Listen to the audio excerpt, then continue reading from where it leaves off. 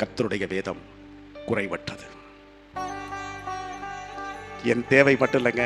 நான் யோசிச்ச ஒரு நாள் இந்த வாரத்தில் தாங்க, இந்த உலகத்தில் எத்தனை பேர் தேவ ஜனங்கள் இருக்காங்க.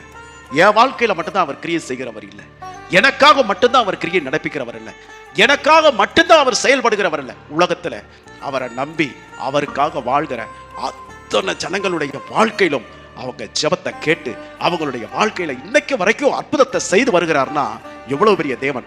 இந்த ஆயிரக்கணக்கான ஆண்டுகள்ல நாம படிச்ச தானியேல், யோசேப்புக்கெல்லாம் எத்தனை தேவை இருந்துச்சு, எத்தனை பிரச்சனை இருந்துச்சு. அவர்களுக்கெல்லாம் அற்புதம் செய்தது மாத்திரல, இந்த காலங்களிலே அவரை சார்ந்து வாழ்ந்த எத்தனையோ பரிசுத்தவான்களுக்கு அவர் இன்றைக்கு வரைக்கும் அற்புதங்களை நிகழ்த்தி கொண்டேதான் இருக்கிறார். அல்லேலூயா. அன்னைக்கு மட்டும் நடந்ததில்லை. செங்கடல் அன்னைக்கு பிளக்கல, அன்னைக்கு மட்டும் பிளக்கல.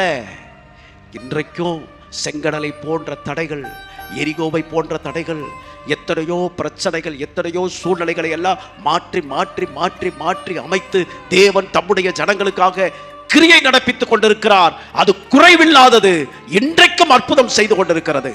அல்லேலூயா. இந்த கர்த்தருடைய வார்த்தையானது அது குறைவற்றதாய் இன்றைக்கும் அது செயல்படுத்திக் கொண்டிருக்கிறது.